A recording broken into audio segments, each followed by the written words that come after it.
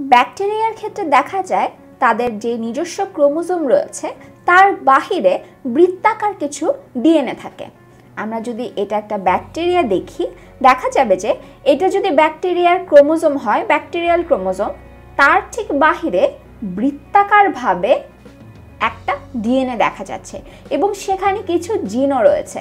এই যে ডিএনএটা রয়েছে, এই ডিএনএটিকে আমরা বলি হচ্ছে প্লাজমিড। তার মানে প্লাজমিডের প্রধান বৈশিষ্ট্য হচ্ছে ক্রোমোজোম বহির্ভূত এবং বৃত্তাকার ডিএনএ। এটা দ্বিসূত্রক ধরনের হয় এবং এখানে অল্প সংখ্যক জিনও সে ধারণ করতে পারে। আর সবচেয়ে বড় বৈশিষ্ট্য হচ্ছে রেস্ট্রিকশন এনজাইম দ্বারা এই অংশটাকে কেটে ফেলা যায়।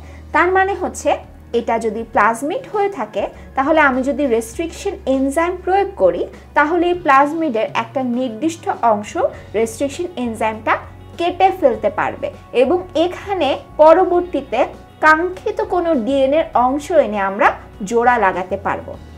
এখন আসি প্লাজমিড জিনিসটা কয় ধরনের হতে পারে। প্লাজমিড 3 ধরনের হতে পারে।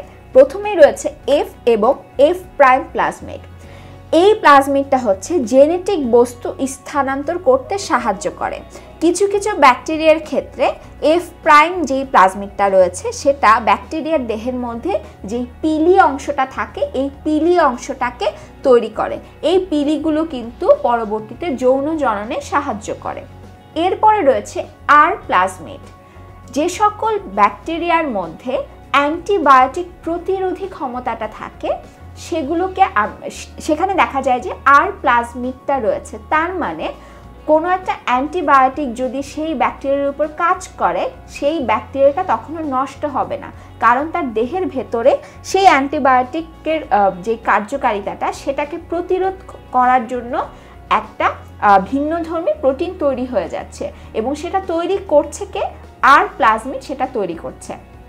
এরপরে রয়েছে কোল প্লাজমিড। কোল প্লাজমিড মূলত কোলিসিন উৎপাদন করে। কোলিসিন জিনিসটা ইকোলাই যে সকল ব্যাকটেরিয়া রয়েছে তাদেরকে ধ্বংস করে ফেলতে পারে। কোল প্লাজমিডের মতন আরও একটা প্লাজমিড দেখা যায়, সেটা ভিব্রিওসিন উৎপাদন করে।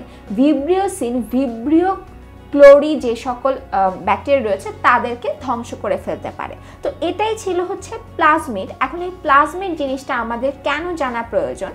কারণ হচ্ছে জেনেটিক ইঞ্জিনিয়ারিংয়ের ক্ষেত্রে যে রিকম্বিনেন্ট ডিএনএটা তৈরি করা হয় সে সকল রিকম্বিনেন্ট ডিএনএর ক্ষেত্রে আমরা প্লাজমিডটাকেই ব্যবহার করে থাকি এবং এটাকে ব্যবহার করেই আমরা কাঙ্ক্ষিত জিনের অনেকগুলো কপি তৈরি করে ফেলতে পারি। এই কারণে প্লাজমিড সম্পর্কে জানাটা আমাদের গুরুত্বপূর্ণ।